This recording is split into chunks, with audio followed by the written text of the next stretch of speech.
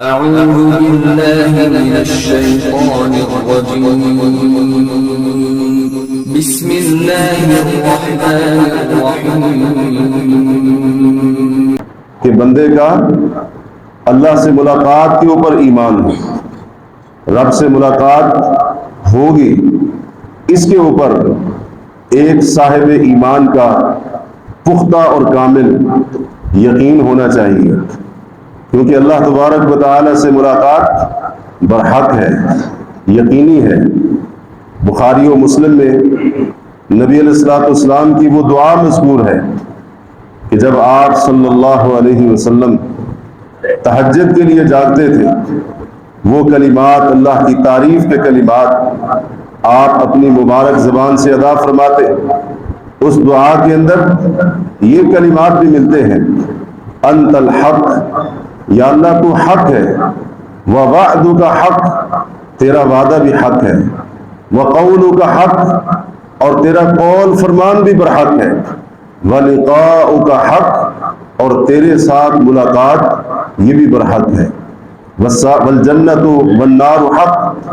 جنت اور جہنم بھی برحق ہے، والساعۃ حق، قیامت کا آنا بھی برحق ہے، والنبیون حق، اور تمام کے تمام نبی برحق ہیں، ومحمد حق، اور محمد الرسول اللہ صلی اللہ علیہ وسلم بھی برحق ہے۔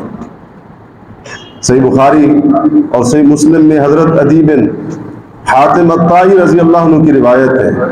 اللہ کے نبی علیہ السلام نے فرمایا، ما منکم من احد الا وسیکلمہ ربہ، تم میں سے ہر بندے کے ساتھ ان قریب اس کا رب ڈائریکٹ خود اس سے کلام فرمائے گا، لیس بینہ وبینہ ترجمان، اللہ اور بندے کے درمیان جب یہ ملاقات ہوگی، رب اپنے بندے سے ہم کلام ہوگا، تو رب اور بندے کے درمیان کوئی ترجمان نہیں ہوگا، اور ایک روایت میں ہے رب اور بندے کے درمیان کوئی حجاب نہیں ہوگا، بغیر حجاب کے آمنے سامنے اللہ سے ملاقات کا ہونا برحق ہے۔ فرمایا بندہ اپنی دائیں طرف دیکھے گا، اس کو آگ ہی آگ نظر آئے گی، بائیں طرف دیکھے گا، آگ ہی آگ اس کو نظر آئے گی، اتقوا النار ولو بشق تمرہ، جہنم کی آگ سے اپنے آپ کو بچا لو، اگرچہ کھجور کا آدھا ٹکڑا دے کر ہی کیوں نہ ہو، وَبِكَلِمَةٍ طَيِّبَةٍ، نہیں تو کم از کم اپنی زبان سے پاکیزہ گفتگو کے ذریعے جہنم کی آگ سے اپنے آپ کو بچا لو۔ ان تمام احادیث سے پتہ چلا قیامت کے دن اللہ رب العالمین کے ساتھ ملاقات یقینی ہے، ملاقات پر حق ہے، اور یہی بات قرآن مجید میں بھی بڑی تاکید کے ساتھ بیان کی گئی۔ رب کائنات کا فرمان ہے، من کان یرجو لقاء اللہ فإن أجل اللہ لآت، جو اللہ کی ملاقات پر یقین رکھتا ہو، یقیناً اللہ کا مقرر کیا ہوا وقت وہ بڑا جلدی آنے والا ہے۔ اللہ عز و جل کا فرمان ہے، واتقوا اللہ واعلموا انکم ملاقوہ، اے لوگو اللہ سے ڈر جاؤ اور جان لو، انکم ملاقوہ، بے شک تم سب اس سے ملاقات کرنے والے ہو۔ ایک مومن اللہ کی ملاقات کے اوپر نہ صرف ایمان اور پختہ یقین رکھتا ہے، بلکہ مومن اپنے رب کے ساتھ ملاقات کو پسند کرتا ہے، رب کے ساتھ ملاقات سے بڑی اس کو محبت ہوتی ہے، بڑی اس کے دل کے اندر تمنا اور چاہت ہوتی ہے کہ کب میں اپنے رب سے ملوں گا اور رب سے ملاقات کا یہ وقت کب آئے گا۔ صحیح بخاری اور صحیح مسلم کی روایت ام المومنین سیدہ عائشہ صدیقہ رضی اللہ عنہ روایت کرتی ہے، نبی علیہ السلام نے فرمایا، من احب لقاء اللہ احب لقاءہ، جو بندہ اللہ سے ملاقات کو پسند کرتا ہے، احب اللہ لقاءہ، اللہ بھی اس کے ساتھ ملاقات کو پسند فرمائے گا، ومن کرہ لقاء اللہ، اور جو اللہ سے ملاقات کو ناپسند کرتا ہے، کرہ اللہ لقاءہ، اللہ بھی اس سے ملاقات کرنا پسند نہیں کرے گا۔ ام المومنین فرماتی ہیں، میں نے کہا اے رسول کریم صلی اللہ علیہ وسلم، کیا اس سے مراد موت کی کراہت ہے؟ اگر یہ موت کی کراہت مراد ہے تو ہم میں سے ہر بندہ موت کو ناپسند کرتا ہے. کوئی نہیں چاہتا میں دنیا سے جاؤں، میری زندگی کا خاتمہ ہو جائے. نبی علیہ الصلوۃ والسلام نے فرمایا عائشہ میری مراد موت کی کراہت اور ناپسندیدگی نہیں ہے، ولکن المؤمن، لیکن مومن یعنی جب اس کے اوپر حالت نزع کا وقت ہوتا ہے، اس کی روح کو قبض کیا جا رہا ہوتا ہے، دنیا چھوڑ رہا ہے، آخرت کی طرف منتقل ہو رہا ہے. ولکن المؤمن اذا بشر برحمت اللہ ورضوانہ وجنتہ، جب فرشتے اس کو خوشخبریاں سناتے ہیں آج اللہ کی رحمت ہوگی تیرے اوپر، آج رب کی رضا کا تو مستحق ٹھہرے گا، وجنتہ، آج تیرے لیے جنت کی بشارتیں ہیں. فرمایا احب لقاء اللہ، اس وقت جب مومن کو بشارتیں ملتی ہیں وہ رب سے ملاقات کو پسند کرتا ہے، محبت کرتا ہے. احب اللہ لقاء، رب بھی اس سے ملاقات کو پسند کرتا ہے. وَأَمَّا الْكَافِرُ، اور جو کافر ہوتا ہے، اِذَا بُشِّرَ بِسَخَطِ اللَّهِ وَعَذَابِهِ، جب فرشتے اس کو بتاتے ہیں کہ آج تو اس رب کے پاس جانے والا ہے جو آج تیرے اوپر شدید ناراض ہے، اور آج اللہ کے عذاب کا تجھے سامنا کرنا پڑے گا.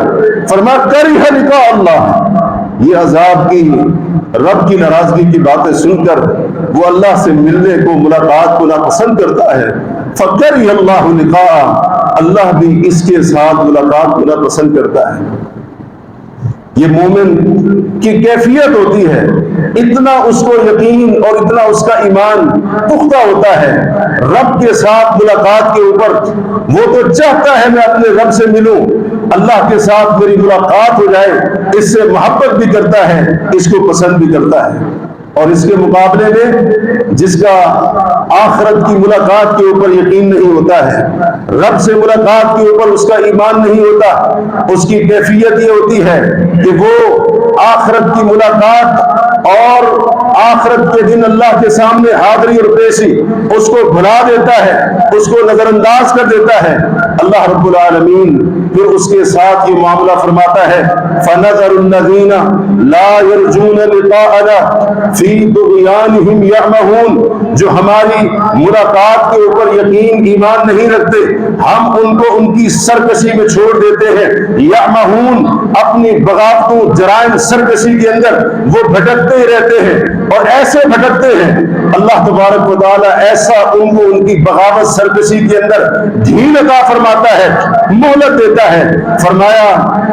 ان کی کیفیت یہ ہوتی ہے الذین اتخذوا دینہم لہوا ولعبا، جو اپنے دین کو کھیل تماشا بنا لیتے ہیں. وغرتہم الحیات الدنیا، اور دنیا کی زندگی ان کو دھوکے میں ڈال دیتی ہے. فالیوم ننساہم کما نسوا لقاء یومہم ھذا،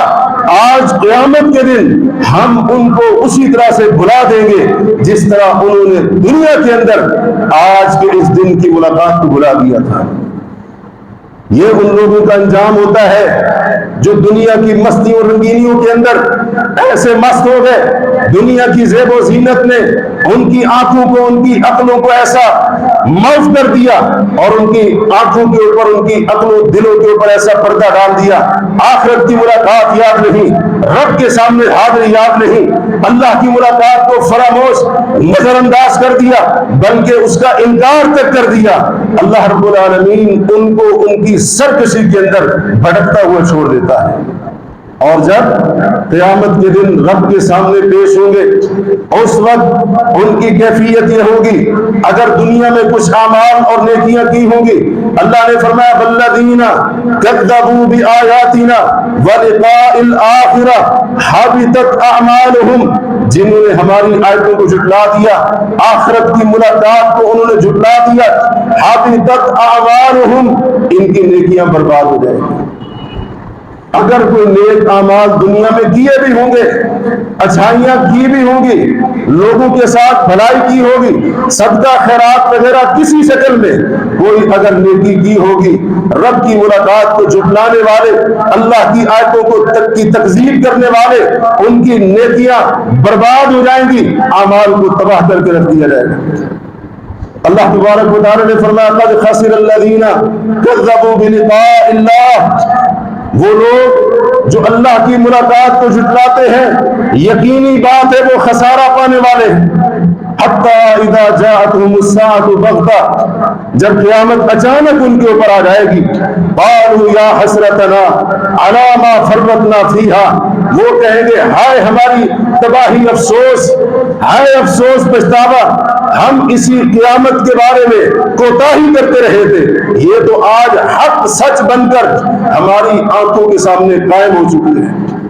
وَهُمْ يَحْمِلُونَ أَوْزَارَهُمْ عَلَى ظُهُورِهِمْ، وہ قیامت کے دن اپنے گناہوں کا بوجھ اپنی پیٹھوں کے اوپر اٹھا کر آئیں گے۔ أَلَا سَاءَ مَا يَزِرُونَ، لوگوں سنو، جو گناہوں کا بوجھ اپنی پیٹھوں پر لاد کر آئیں گے وہ بڑا ہی برا بوجھ ہوگا۔ قیامت کے دن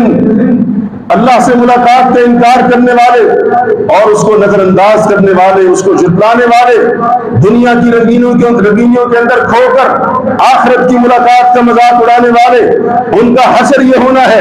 اللہ تبارک و تعالی نے ان کو ہمیشہ ہمیشہ کے عذاب کے اندر ڈالنا ہے۔ ان الذين لا يرجون لقاءنا ورضوا بالحياة الدنيا واطمأنوا بها والذين هم عن آياتنا غافلون اولئك مأواهم النار بما كانوا يكسبون، جو لوگ ہماری ملاقات پر یقین نہیں رکھتے، دنیا کی زندگی پر راضی خوش ہو گئے، دنیا کی زندگی پر مطمئن ہو گئے، آخرت بھول گئی، قیامت کو نظر انداز کر دیا، اللہ سے ملاقات کو فراموش کر دیا، اور جو لوگ ہماری آیتوں سے غافل ہو گئے، اولئک مأواہم النار، ان کا ہمیشہ ہمیشہ کا ٹھکانہ جہنم کی آگ، بما کانوا یکسبون، کیونکہ انہوں نے اعمال ہی ایسے کیے۔ اللہ عز و جل قیامت کے دن مجرموں سے فرمائے گا فذوقوا بما نسیتم لقاء یومکم ھذا، اس دن کی ملاقات جو تم نے بھلا دی تھی، اس ملاقات کو فراموش کرنے کی وجہ سے آج تمہارے لیے ہمارے پاس عذاب ہے، اس عذاب کا مزہ چکھو کیونکہ تم نے اعمال ہی ایسے کیے ہیں۔ صحیح مسلم کے اندر ایک حدیث ہے، اللہ تبارک و تعالی بندے کو اپنے سامنے کھڑا کر کے اس کو اپنی نعمتیں یاد کروائے گا۔ یہ رب کی ملاقات کا سلسلہ جاری ہے۔ رب پوچھے گا کیا تجھے بیوی اولاد نہیں دی؟ وہ کہے گا یا رب دی۔ اللہ تعالیٰ پوچھے گا گھوڑے، سواریاں، اونٹ تیرے لیے مسخر کر دیے، تابع کر دیے، تو ان کے اوپر بوجھ لاتا تھا، ان کے اوپر سواریاں کرتا تھا، ہم نے تیری سفری صعوبتوں کو اپنے پیدا کیے گئے جانوروں کے ذریعے آسان نہیں بنا دیا تھا۔ وہ کہے گا یا رب بالکل ایسے ہی ہے۔ اللہ فرمائے گا تجھے عزت نہیں دی؟ وہ کہے گا یا اللہ دی تھی۔ اللہ پوچھے گا اس سے تجھے سرداری نہیں دی تھی؟ وہ کہے گا یا رب سرداری بھی دی تھی۔ اللہ تعالیٰ سوال کرے گا کیا تجھے اس بات پر یقین تھا کہ تو نے میرے ساتھ آ کر ملاقات کرنی؟ وہ کہے گا یا اللہ مجھے تیری ملاقات کا یقین نہیں تھا۔ اللہ فرمائے گا فَالْيَوْمَ أَنْسَاكَ كَمَا نَسِيتَنِي، فَالْيَوْمَ أَنْسَاكَ كَمَا نَسِيتَنِي، آج میں اسی طرح سے تجھے جہنم کے عذاب میں ہمیشہ ہمیشہ ڈال کر بھلا دوں گا جیسے دنیا کے اندر تو نے میری اس ملاقات کو بھلا دیا تھا۔ آخرت کی ملاقات برحق ہے، اللہ کے ساتھ ملاقات یقینی ہے، اس کے اوپر ایمان کو پختہ کرنے کی ضرورت ہے، اور ایمان کو پختہ کرنے کے ساتھ ساتھ رب کے ساتھ ملاقات کے لیے ڈٹ کر بھرپور طریقے سے تیاری کرنے کی بھی ضرورت ہے۔ حضرات، دنیا میں اگر ہم کسی سے ملاقات کرنے کے لیے جاتے ہیں اور وہ شخصیت ایسی ہو، اس شخصیت کی ہماری نگاہ کے اندر بڑی قدر ہے، بڑا مقام ہے، بڑا مرتبہ ہے، ہم اس کے ساتھ ملاقات کرنے کے لیے بغیر تیاری کے نہیں چلے جائیں گے۔ ایسا نہیں ہوگا ہم صبح سویرے جس حالت میں اٹھے، بستر سے نکلے، بال بکھرے ہوئے، کپڑے بے ترتیب سے، اور اسی طرح سے منہ سے بدبو آ رہی ہے، جسم سے بدبو آ رہی ہے، بغیر غسل کیے، بغیر کپڑے تبدیل کیے، بغیر تیاری کیے ہم اپنی اس محبوب شخصیت سے ملنے نہیں چلے گئے۔ اس کے لیے خوب تیاری کریں، اور جتنا اس شخصیت کا مرتبہ ہمارے نزدیک زیادہ ہوگا، ہماری تیاری اس کے ساتھ ملاقات کا اہتمام بھی بڑھتا چلا جائے گا۔ حتیٰ کہ بندہ آئینے کے سامنے کھڑا ہو کر بار بار اپنے کپڑوں کو ٹھیک کرتا رہے گا، کہیں سلوٹ تو نہیں رہے گی، اپنے ایک ایک بال کو کنگا پکڑ کر سیدھا کرتا رہے گا، بار بار خوشبو لگائے گا، ادھر سے دیکھے گا ادھر سے دیکھے گا، دوسروں سے پوچھے گا میں کیسا لگ رہا ہوں، میری تیاری کیسی ہے، میں نے آج فلاں سے ملنے جانا۔ اللہ تعالیٰ کے لیے مثالیں نہیں ہیں، بات صرف سمجھانے کے لیے جس شخصیت کی قدر ہو، جس شخصیت کا ہماری نظر کے اندر مقام اور مرتبہ ہو، ہم جب اس سے ملاقات کے لیے جاتے ہیں یا اس کی طرف سے ملاقات کا پیغام اور بلاوا آ جاتا ہے، خوب تیاری کرتے ہیں، اہتمام کے ساتھ اپنے آپ کو تیار کر کے وضع قطع لباس وغیرہ ہر لحاظ سے بھرپور تیاری کر کے نکلتے ہیں تاکہ اس شخصیت کے ساتھ جو میری نہایت ہی محبوب اور محترم شخصیت ہے، اس شخصیت کے ساتھ میری ملاقات کامیاب بھی ہو جائے، خوشگوار بھی ہو جائے، میں جب اپنی اس محبوب شخصیت سے جا کر ملوں تو وہ میرے ساتھ ملاقات کر کے راضی ہو اور میرے اوپر خوش ہو جائے۔ حضرات، کیا ہم نے یہ فکر اپنے رب کے ساتھ ملاقات کے لیے بھی کی ہے؟ اللہ کے ساتھ ملاقات کے لیے میری اور آپ کی کیا تیاری ہے؟ ملاقات تو برحق ہے، ہم رب سے ملاقات کرنا چاہیں تب بھی برحق ہے، اس کے منکر بن جائیں تب بھی برحق ہے، ہم چاہیں پسند کریں تب بھی برحق ہے، نہ پسند کریں دور بھاگے نظر انداز کریں تب بھی اللہ سے ملاقات برحق ہے۔ میں نے اور آپ نے اس آخرت کے دن کی ملاقات کے لیے کیا تیاری کی؟ اگر اس ملاقات کو خوشگوار بنانا چاہتے ہیں، اگر ہم یہ چاہتے ہیں کہ جب رب سے ملاقات ہو رب ہمارے اوپر راضی ہو جائے، اللہ کی ناراضگی سے بچ جائے، اللہ کی طرف سے بشارتیں ملے، رب کی طرف سے خوشخبریاں سنائی جائیں، اللہ کی رحمت ہو، رب سے جب ملاقات ہو اس کا فضل و کرم، اس کے فضل و کرم کی برسات ہو، تو حضرات اس کے لیے اس دنیا کے اندر ڈٹ کر اور بھرپور تیاری کرنی ہوگی۔ اس ملاقات کے کچھ آداب بھی ہیں، اس ملاقات کے کچھ تقاضے بھی ہیں، اس ملاقات کے کچھ ایسے ضروری لوازمات ہیں جن کو پورا کر کے رب کے سامنے حاضر ہوں گے یہ ملاقات کامیاب اور خوشگوار ٹھہرے۔ اگر اللہ رب العالمین کے ساتھ ملاقات کے یہ لوازمات لازمی تقاضے پورے نہ ہوئے، رب کے ساتھ ملاقات کے یہ آداب ان کے اندر خلل ہوا،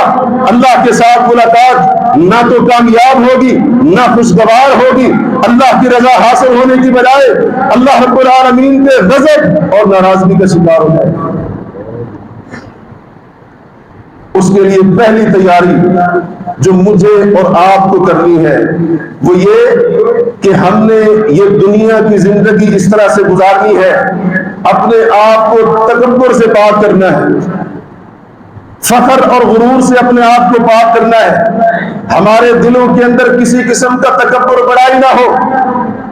جو بندہ تکبر کے ساتھ، بڑائی کے ساتھ، غرور کی کیفیت میں رب سے ملاقات کرے گا اس کی رب کے ساتھ ملاقات خوشگوار نہیں ہوگی۔ تکبر کیا ہے؟ حق کو ٹھکرا دینا، حق کا انکار کر دینا اور لوگوں کو اپنے آپ سے کمتر اور حقیر سمجھنا ہے، یہ تکبر ہے۔ اس تکبر سے اپنے دل کو پاک کیجئے، اپنے سینوں کو اس بیماری سے پاک کیجئے، اللہ تبارک و تعالی کے ساتھ ملاقات بڑی کامیاب ہوگی، بڑی شاندار ملاقات ہوگی۔ نبی علیہ الصلوۃ والسلام کا فرمان ہے، مسند احمد میں یہ روایت ہے، من اختار فی مشیتی او تعظم فی نفسی، جو بندہ جب زمین پر چلتا ہے بڑا اکڑ اکڑ کر چلتا ہے، اتنا اس کے اندر غرور ہے، اتنی اس کے اندر اکڑ ہے کہ زمین کے اوپر اکڑ کر کر چلتا ہے،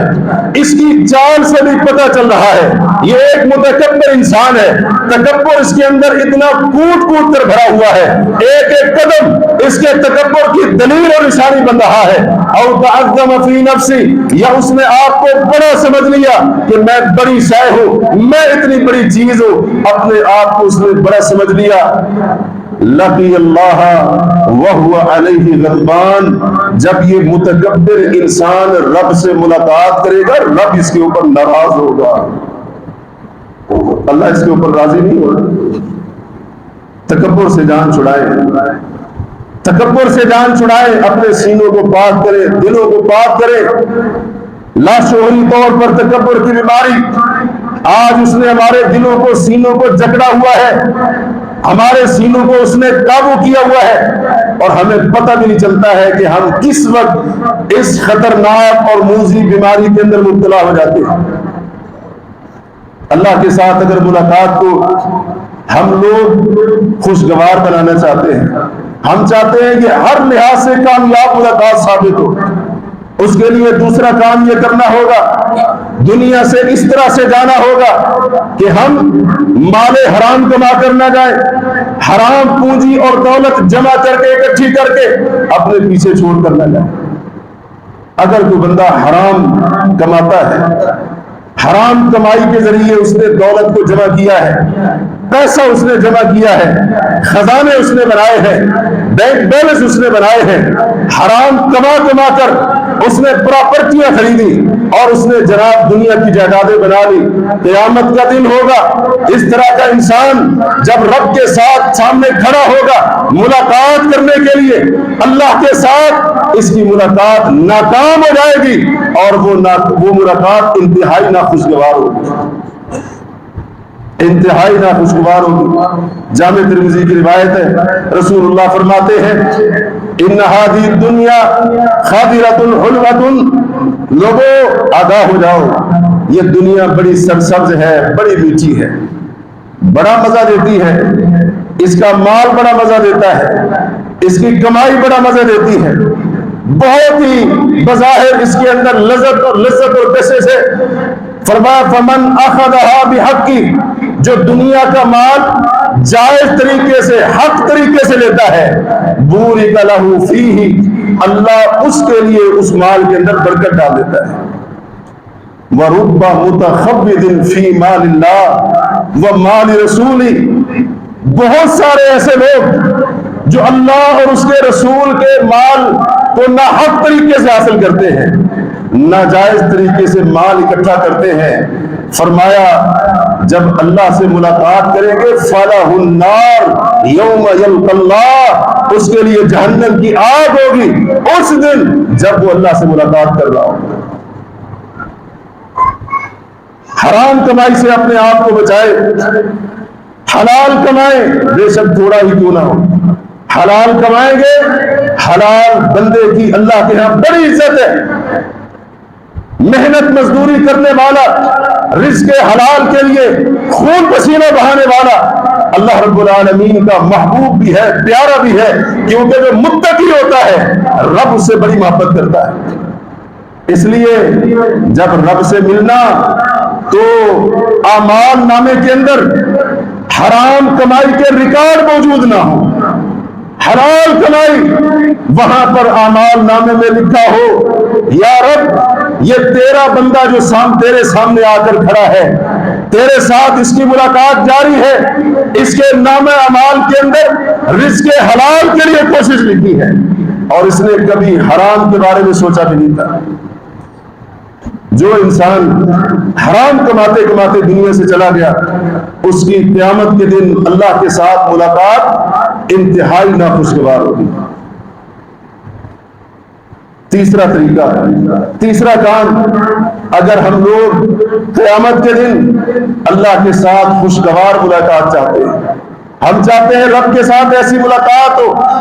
اللہ میرے اوپر راضی ہو جائے، اللہ رب العالمین میرے لیے اپنی رضامندی کے ہمیشہ ہمیشہ کے لیے اعلان کر دے۔ تیسرا کام یہ کرنا ہوگا دنیا کے اندر کہ جب ہم رب سے ملے تو ہمارے ذمے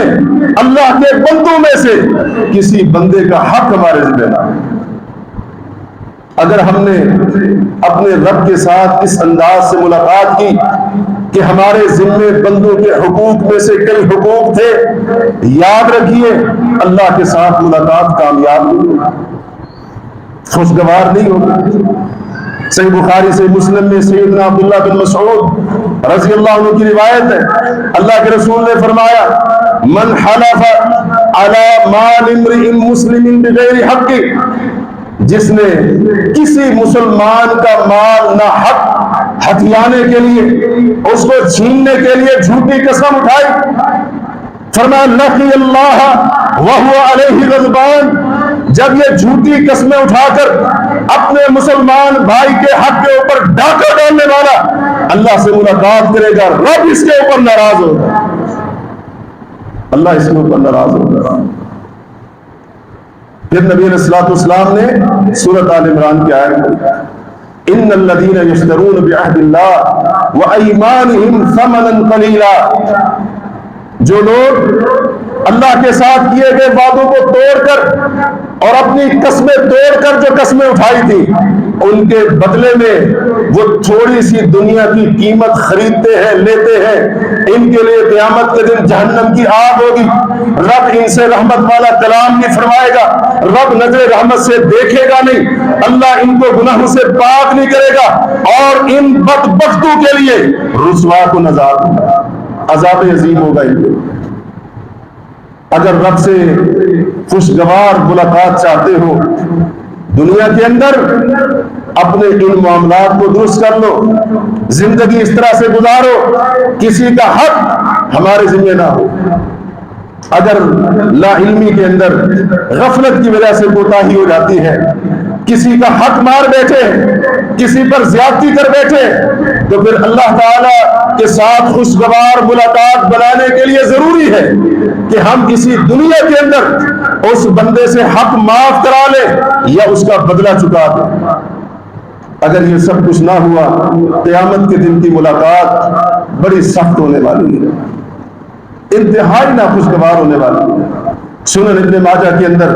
نبی علیہ الصلوۃ والسلام کا فرمان ہے، من تدین دینا وهو مجمع علی اللہ یوفیہ علی اللہ یؤدیہ، جس بندے نے قرض اٹھایا، قرض اٹھاتے وقت لیتے وقت اس کی پکی نیت تھی کہ میں نے کون سا دینا ہے، میں نے کون سا دینا ہے، پکا ارادہ اس کا قرض لیتے وقت میں نے قرض ادا نہیں کرنا ہے، ایک بار مجھے یہ بندہ قرض دے دے، میں نے اس کا قرض نہیں چکانا ہے۔ نبی علیہ الصلوۃ والسلام فرماتے ہیں لقی اللہ یوم القیامت سارقا، قیامت کے دن یہ بندہ اللہ سے چور بن کر ملاقات کرے گا۔ جیسے ایک چور رب کے سامنے کھڑا ہوگا، ایسے یہ بندہ اللہ کے سامنے چور بن کر کھڑا ہوگا، اور چور ہونے کی حالت میں اللہ سے اس کی ملاقات ہو رہی ہے۔ اور چور، اللہ کو چور سے اتنی نفرت ہے، اللہ نے تو قرآن کے اندر فیصلے فرما دیے ہیں، والسارق والسارقۃ فاقطعوا ایدیہما، چور مرد ہو یا چور عورت ہو ان کے ہاتھ کاٹ۔ چوری سے اتنی شدید نفرت ہے اللہ رب العالمین کہ جس ہاتھ نے مال چرانے کی جرت کی ہے، اللہ کو گوارا نہیں ہے، پسند نہیں ہے کہ وہ ہاتھ پھر اس جسم کے ساتھ، بازو کے ساتھ بات کرے، ہاتھ کاٹ دو۔ چوری کو اللہ کے ساتھ اللہ کو اتنی شدید نفرت ہے۔ نبی علیہ الصلوۃ والسلام فرماتے ہیں لعن اللہ السارق، چور کے اوپر اللہ کی لعنت ہے، اللہ اپنی رحمت سے دور کر دیتا ہے جو انسان چوریاں کرتا ہے اور چور بن کر زندگی گزارتا ہے۔ تو قیامت کے دن اس بندے کی ملاقات اللہ کے ساتھ کیسے خوشگوار ہو سکتی ہے؟ کسی کا مال کھایا ہوا، کسی کا مال دبایا ہوا، قرض لیا تو واپس نہیں کیا، کسی کا خون بہایا ہوا، کسی کے اوپر اس کی جان یا عزت کے حوالے سے زیادتی کی ہوئی، اس بندے کی اللہ کے ساتھ ملاقات خوشگوار نہیں ہوگی بلکہ اس قدر ناخوشگوار ہوگی۔ صحیح مسلم میں رسول اللہ کی مشہور حدیث، آپ نے صحابہ سے پوچھا مفلس کون ہے؟ کہا اللہ کے نبی جس کے پاس درہم دینار دنیا کا مال و متاع نہ ہو۔ فرمایا میری امت کا مفلس کنگال، میری امت کا فقیر وہ ہے جو قیامت کے دن آئے گا، نمازیں بھی لے کر آئے گا، روزے بھی لے کر آئے گا، صدقہ زکات بھی لے کر آئے گا، لیکن اس کی حالت یہ ہوگی کسی کو ناحق مارا ہوگا، کسی کا خون بہایا ہوگا، کسی پر تہمت لگائی ہوگی، کسی کو گالی دی ہوگی، اور کسی کا ناحق مال کھایا ہوگا۔ اللہ کے نبی فرماتے ہیں اس نمازی کی، اس روزے دار کی، اس صدقہ خیرات زکات دینے والے کی اللہ نیکیاں اٹھا کر ان مظلوموں کے درمیان تقسیم کرا دے گا۔ ملاقات کہاں خوشگوار ہونی ہے؟ اس کی نیکیوں کی تو بولی لگ گئی، اس کی نیکیوں کی نیلامی ہو گئی، اور نبی علیہ السلام نے فرمایا اگر اس کی نیکیاں ختم ہو جائیں گی، ابھی مظلوموں کا حق باقی ہوگا، اللہ تعالیٰ فرشتوں سے فرمائے گا مظلوموں کے گناہ اٹھا کر اس کے ظلم کے بقدر اس کے اوپر ڈال دو۔ اللہ کے پیغمبر فرماتے ہیں آخر میں انجام یہ ہوگا، یہ نمازی، یہ روزے دار، یہ زکات صدقہ دینے والا، فرشتوں کو حکم ہوگا اس کو گھسیٹ کر جہنم کی آگ کے اندر۔ لوگوں کے حقوق کا معاملہ اتنا بھی آسان معاملہ نہیں۔ قیامت کے دن کی ملاقات کو خوشگوار اگر ہم بنانا چاہتے ہیں، اس انداز سے دنیا سے رخصت ہوں، ہمارے ذمے کسی اللہ کے بندے کا کوئی حق نہ ہو، ملاقات خوشگوار ہوگی، انتہائی کامیاب ہوگی۔ اور اگر اپنے رب کے ساتھ ملاقات کو خوشگوار بنانا چاہتے ہیں، سورۃ الکہف کی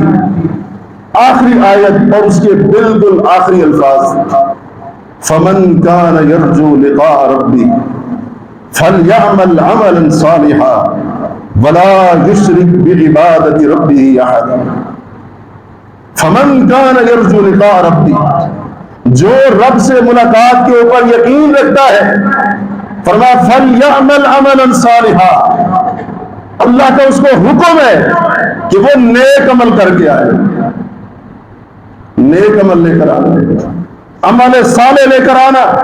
اگر میرے ساتھ ملاقات کے اوپر ایمان ہے، یقین رکھتے ہو اور تم سمجھتے ہو کہ اللہ کے سامنے کھڑے ہونا ہے، اللہ خود حکم دے رہا ہے فَلْيَعْمَلْ عَمَلًا صَالِحًا، نیک عمل کر کے آنا، نیکیاں لے کر آنا، نیک اعمال کثرت کے ساتھ جمع کر کے آنا۔ صحیح بخاری کے اندر نبی علیہ السلام کا فرمان ہے وَسَتَلْقَوْنَ رَبَّكُمْ فَيَسْأَلُكُمْ عَنْ أَعْمَالِكُمْ، ان قریب تم اپنے رب سے ملاقات کرو گے اور رب تم سے تمہارے اعمال کے بارے میں پوچھے گا، اموال کے بارے میں نہیں، مال دولت کے بارے میں نہیں، شہرت سٹیٹس وقار کے بارے میں نہیں، دنیا کے بارے میں تم کتنے سنجیدہ اور ماہر تھے اس کے بارے میں نہیں، فَسَيَسْأَلُكُمْ عَنْ أَعْمَالِكُمْ، اللہ نے تم سے اعمال کا سوال کرنا ہے۔ مجھ سے ملاقات کرنے کے لیے آئے ہو، دکھاؤ کیسے عمل لے کر آئے ہو۔ عمل ہے؟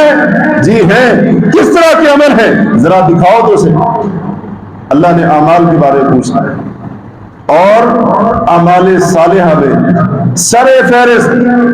فرض جو عبادات ہیں وہ آتی ہے،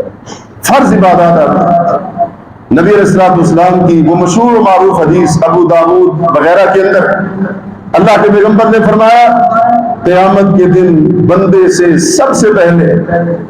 جس چیز کا حساب لیا جائے گا وہ نماز ہے۔ رب کے ساتھ ملاقات کو خوشگوار بنانا چاہتے ہو تو پھر نمازیں پڑھو۔ نماز جو بندہ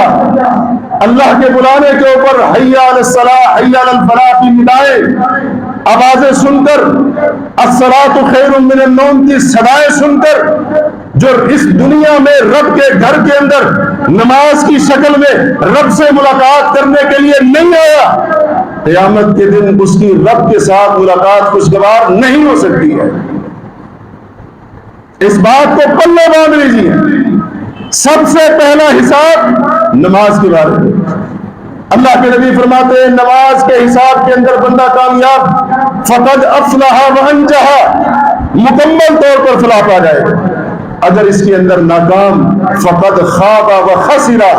وہ ناکام بھی ہو جائے گا، خسارہ بھی اٹھائے گا۔ اللہ تعالیٰ فرشتوں سے کہے گا اگر اس کی فرض نمازوں کے اندر کمی ہے تو ذرا دیکھو اس نے فرض کے علاوہ نمازیں نہیں پڑھی تھی، فرض کے علاوہ نمازیں پڑھی ہوں گی، فرض نمازوں کی کوتاہی کو پورا کر دیا جائے گا۔ اور نبی علیہ السلام فرماتے ہیں ثم تؤخذ الاعمال على ذلك، پھر باقی اعمال کا حساب بھی اسی طرح سے ہوگا، زکوٰۃ کا بھی حساب لیا جائے گا۔ اللہ سے ملاقات کرنے کے لیے آئے ہو، تم مالدار تھے، اللہ نے تمہیں مالدار بنایا تھا، زکوٰۃ تمہارے اوپر ہر سال فرض ہوتی تھی، زکوٰۃ دے کر آئے، اللہ نے حساب لینا ہے۔ اور اگر فرض زکات کے اندر کچھ کمی کوتاہی رہ گئی، نفلی صدقات ان کے ذریعے کمی پوری کی جائے گی۔ روزوں کا حساب ہوگا، روزے تمہارے اوپر فرض کیے تھے، رکھ کر آئے ہو، آج ہم سے ملاقات کرنے کے لیے آئے ہو، روزے لے کر آئے، روزے اگر رکھے ہوں گے ملاقات خوشگوار، اتنی خوشگوار، نبی علیہ الصلوۃ والسلام کی حدیث ہے للصائم فرحتان، روزے دار کے لیے دو خوشیاں، فرحت عند فطر، ایک خوشی جب روزہ افطار کرتا ہے، وفرحت عند لقاء ربہ، اور دوسری خوشی روزے دار کو اس وقت حاصل ہوگی جب قیامت کے دن رب سے ملاقات کر رہا ہوگا۔ اللہ تعالیٰ اس عظیم فریضے کو ادا کرنے والے کے لیے اپنے ساتھ ملاقات کو اتنا خوشگوار بنا دے گا، فرمایا جب میرا روزے دار بندہ رمضان کے روزوں کا فریضہ، اسلام کا رکن ادا کر کے مجھ سے ملاقات کر کے جب کھڑا ہوگا قیامت کی سختیوں، پریشانیوں، شدتوں، تکلیفوں کے اندر، میں رب اس کو خوشی عطا کروں۔ حج کے بارے میں سوال ہوگا، عمروں کے بارے میں پوچھا جائے گا، فرض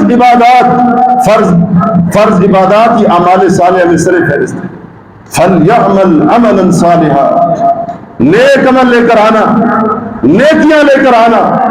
اب ہمیں سوچنا چاہیے ہم اپنی زندگیوں کو جیسے برباد کر رہے ہیں، بڑے سے بڑا گناہ کرتے جا رہے ہیں، رمضان جیسے عظیم اور سنہری موقع پا کر بھی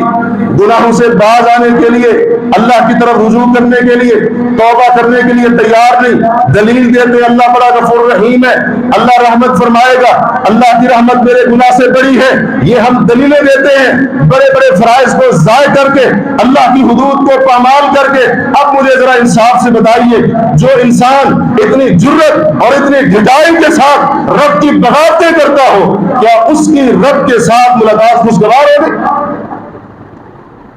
اللہ کے ہاں تو حساب لیے جا رہے ہیں، نماز کا حساب دو، زکات کا حساب دو، روزے کا حساب دو، حج کا حساب دو، جو عبادتیں فرض کی تھی ان کا حساب لیا جائے، اور صرف فرائض کا نہیں، اس کے ساتھ ساتھ اس جنس کی نفلی عبادات کو بھی دیکھا جائے۔ فَلْيَعْمَلْ عَمَلًا صَالِحًا، جو اپنے رب کی ملاقات کے اوپر یقین رکھتا ہو وہ نیک عمل کر کے آئے، اور دوسرا کام اس نے کیا کرنا ہے، وَلَا يُشْرِكْ بِعِبَادَةِ رَبِّهِ أَحَدًا، اپنے رب کی عبادت میں اپنے رب کے ساتھ کسی کو شریک بنا کرنا ہے، کسی کو شریک بنا کرنا ہے۔ کیونکہ جو بندہ دنیا کے اندر اس طرح سے زندگی گزارتا ہے، عبادت کے کام اللہ کے لیے بھی کر رہا ہے، خالق کائنات کے لیے بھی وہ عبادت کے کام کر رہا ہے، اور خالق کائنات کے علاوہ مخلوق کے لیے بھی وہ عبادت کے کام کر رہا ہے جس کو شریعت نے شرک کہا ہے، اگر اس طرح سے وہ زندگی گزارتا ہے، اسی حالت میں اس کی موت ہو جاتی ہے۔ جب قیامت کے دن اللہ سے ملے گا، نبی علیہ الصلوۃ والسلام نے فرمایا، متفق علیہ حدیث ہے، فرمایا من لقی اللہ لا یشرک بہ شیئا، جو اللہ سے اس حال میں ملاقات کرے گا، اللہ کے ساتھ کسی چیز کو شریک نہیں ٹھہراتا ہوگا، داخل الجنہ، رب کے ساتھ ملاقات اتنی کامیاب ہوگی اللہ جنت میں داخل کر دے گا۔ وَمَن لَقِيَهُ يُشْرِكُ بِهِ شَيْئًا، اس کے برعکس جو انسان اللہ سے اس حال میں ملا کہ رب کے ساتھ دوسروں کو شریک بناتا اور ٹھہراتا تھا، فَمَا دَخَلَ النَّارِ، اس کی رب کے ساتھ ملاقات اتنی ناخوشگوار، اللہ اس کو جہنم کی آگ کے اندر پھینک دے۔ عقیدہ خالص لے کر آنا، توحید خالص لے کر آنا، ایمان خالص لے کر آنا، عقیدے کے اندر کفر کی، عقیدے کے اندر شرک کی ملاوٹ نہ، وَلَا يُشْرِكْ بِعِبَادَةِ رَبِّهِ أَحَدًا، اے میرے بندے میرے ساتھ ملاقات پر یقین ہے، ہاں رب تیرے ساتھ ملاقات کے اوپر ایمان بھی ہے، یقین بھی ہے، وہ رب حکم دے رہا ہے وَلَا يُشْرِكْ بِعِبَادَةِ رَبِّهِ أَحَدًا، پھر میں وہ رب تجھ سے خود کہہ رہا ہوں جب میرے ساتھ ملاقات کرنے کے لیے آنا تو تیرے نامہ اعمال کے اندر شرک جیسا ظلم عظیم نہیں ہونا چاہیے۔ جو بندہ اللہ کے پاس اس حالت میں جائے گا، رب سے اس طرح سے ملے گا، اس کے نامہ اعمال کے اندر شرک کا گناہ نہیں، خالص توحید، سچا اور کھرا عقیدہ لے کر، صاف ستھرا عقیدہ لے کر اللہ کے سامنے پہنچے گا۔ تو پھر اللہ رب العالمین کیا فرماتا ہے؟ جامع ترمذی کی روایت حدیث قدسی ہے، اللہ تعالی نے فرمایا اے آدم کے بیٹے انک لو لقیتنی بقراب الارض خطایا، اگر تو میرے ساتھ کل قیامت کے دن اس طرح سے ملاقات کرے گا کہ تقریباً زمین تیرے گناہوں سے بھری ہوئی، اتنے تیرے گناہ کیے کہ زمین کی یہ پشت تیرے گناہوں سے تقریباً بھری ہوئی، ثم لقیتنی لا تشرک بی شیئا، لیکن پھر تو مجھ سے اس حال میں ملا، تیری میرے ساتھ ملاقات اس حالت میں ہوئی کہ تو میرے ساتھ کسی چیز کو شریک ٹھہرا کر نہ آئے، لَأَتَيْتُكَ بِقُرَابِهَا مَغْفِرَةً، میں تیرے گناہوں سے بھری ہوئی زمین تیرے وہ سارے گناہ معاف کر دوں۔ شرک کر کے نہ آنا، شرک کر کے میرے ساتھ ملاقات نہ کرنا، اگر یہ واحد گناہ تیرے نام اعمال کے اندر نہ ہوا، میں نے چاہا تیرے اتنے گناہ جس سے زمین بھری ہوئی ہے اتنے تیرے گناہوں کو بھی معاف کر دوں۔ ان اللہ لا یغفر ان یشرک بہ ویغفر ما دون ذلک لمن یشاء، اللہ اس بات کو کبھی نہیں بخشے گا اس کے ساتھ کسی کو شریک بنایا جائے، شرک کے علاوہ جس کے لیے چاہے گا، جو گناہ چاہے گا وہ رب معاف کر دے گا۔ مسند احمد میں، سنن ابن ماجہ کے اندر رسول اللہ صلی اللہ علیہ وسلم کے فرمان موجود ہے، آپ فرماتے ہیں قیامت کا دن اللہ میری امت میں سے ایک ایسے بندے کو تمام مخلوقات کے سامنے، اولین آخرین، پہلے لوگ بعد والے لوگ سب کے سامنے اللہ ان کو لا کر کھڑا کر دے، اور اس بندے کے گناہوں کی حالت یہ ہوگی 99 بڑے بڑے دفتر اور رجسٹر اس کے گناہوں سے پر ہیں، بھرے ہوئے ہیں، ایک گناہوں کا رجسٹر دفتر اتنی اس کی لمبائی ہے، اتنا وہ طویل اور لمبا ہے جہاں تک حد نگاہ کام کرے گی، 99 دفتر گناہوں سے بھرے ہوئے، اتنے گناہ کر کے آیا ہے۔ اللہ تبارک و تعالیٰ پوچھے گا اے میرے بندے ان 99 دفتروں کے اندر تیرے جو گناہ لکھے ہیں تو نے کیے تھے؟ وہ کہے گا یا رب کیے تھے، مانتا ہوں کیے تھے۔ اللہ تعالیٰ دوسرا سوال کرے گا، اب رب سے ملاقات ہو رہی ہے، دوسرا سوال کرے گا میرے جو فرشتے تھے انہوں نے کوئی گناہ لکھتے ہوئے کوئی زیادتی تو نہیں کرتی؟ کہے گا اے میرے رب تیرے فرشتوں نے کوئی زیادتی نہیں کی، یہ سارے میرے گناہ ہیں، میں ہی کر کے آیا ہوں، بالکل ٹھیک رپورٹ بنی ہوئی ہے۔ اللہ تعالیٰ تیسرا سوال پوچھے گا اَلَكَ مِنْ حَسَنَةٍ، کوئی ایک نیکی بھی ہے تیرے پاس؟ ایک نیکی، کوئی ایک عمل صالح ہے تیرے پاس؟ نبی علیہ الصلوۃ والسلام فرماتے وہ بندہ گھبرا جائے گا، ڈر جائے گا، اور ڈر کے مارے کہے گا لا یا رب ایک نیکی بھی میرے نام اعمال کے اندر نہیں، سارے کے سارے گناہ ہیں۔ اللہ تعالیٰ فرمائے گا بلا ان لک عندنا لحسنات، ایک نیکی کی تو بات کرتا ہے، تیری ہمارے پاس تو بہت ساری اور بڑی بڑی نیکی ہے۔ اللہ کے نبی علیہ الصلوۃ والسلام فرماتے ہیں ایک چھوٹی سی پرچی نکالی جائے گا، اس کے اوپر لکھا ہوگا لا الہ الا اللہ، لا الہ الا اللہ اس کے اوپر لکھا ہوگا، یعنی اس بندے نے لا الہ الا اللہ پڑھا تھا، کلمہ پڑھا تھا، کلمے کے اندر اس نے کوئی دو نمبری نہیں کی، کلمہ خالص، عقیدہ کھرا، توحید سچی اور سچی، اس کے اندر کوئی خلل نہیں، تو وہ بندہ خود بول پڑے گا یا رب یہ چھوٹی سی پرچی جس پر لا الہ الا اللہ لکھا ہے، دوسری طرف گناہوں کے لمبے لمبے اور بڑے بڑے دفتر جو بھرے ہوئے ہیں، یہ چھوٹی سی پرچی وزن کے اندر ان کا کیا مقابلہ کرے؟ نبی علیہ الصلوۃ والسلام فرماتے ہیں اعمال تولے جائیں گے، ترازو کے ایک پلڑے میں 99 دفتر ہے، دوسرے پلڑے کے اندر چھوٹی پرچی، خالص عقیدہ توحید، بغیر ملاوٹ کے ایمان، کھرا ایمان، وہ رکھ کر تولا جائے گا۔ جب فرشتے وزن کریں گے وہ لا الہ الا اللہ والی خالص عقیدے والی پرچی بھاری، فرمایا وَطَاشَتِ السِّجِلَّاتِ، اور جو 99 دفتر گناہوں کے ہوں گے وہ بے وزن ہو کر اوپر اٹھ جائیں. اللہ تبارک و تعالیٰ اس کے ان 99 دفتر جو گناہ سے بھرے ہوئے رب توحید کی برکت سے خالص عقیدے کی برکت سے اس کے تمام گناہوں کو معاف کرے. ولا یشرک بعبادت ربہ احدا، رب کی عبادت میں کسی کو شریک کر کے نہ. اگر اللہ کے ساتھ خوشگوار ملاقات چاہتے ہو، اللہ کے ساتھ اگر کامیاب اور بہترین شاندار ملاقات چاہتے ہو، اللہ کے ساتھ کسی کو شریک نہ کرنا، اتنا شرک سے اپنے آپ کو بچانا، حتیٰ کہ کوئی نیک عمل کرتے ہوئے نیت کے اندر ریاکاری دکھلاوے کی بھی ملاوٹ نہیں ہونی چاہیے، ورنہ قیامت کے دن یہ ملاقات انتہائی ناخوشگوار ہوگی. سے مسلم کی روایت ہے، اللہ تعالیٰ نے فرمایا من عمل عملا اشرک فیہ معی غیری، جس نے کوئی عمل کیا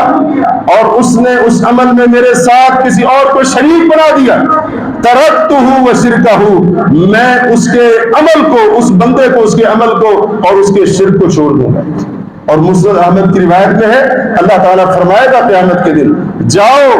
آج ان سے اپنے اعمال کا بدلہ لو جن کو دنیا میں دکھانے کے لیے تم اعمال کرتے تھے. میرے پاس ریاکاری کے لیے کیے گئے اعمال کی آج کوئی جزا نہیں ہے، کوئی بدلہ نہیں. اس طرح سے اللہ تعالیٰ کی خالص عبادت کرنی ہے. عبادت بھی صرف اللہ کی، اور عبادت کرنے والے کی نیت بھی خالص اللہ تبارک و تعالیٰ کی رضا کے لیے. اللہ تبارک و تعالیٰ سے دعا کرے اللہ وحدہ لا شریک ہم سب کو اپنی ملاقات کی بھرپور اور صحیح معنوں میں تیاری کرنے کی توفیق عطا فرمائے. بارک اللہ لی ولکم فی القرآن العظیم ونفعنی وإیاکم بما فیہ من الآیات والذکر الحکیم. اقول هذا القول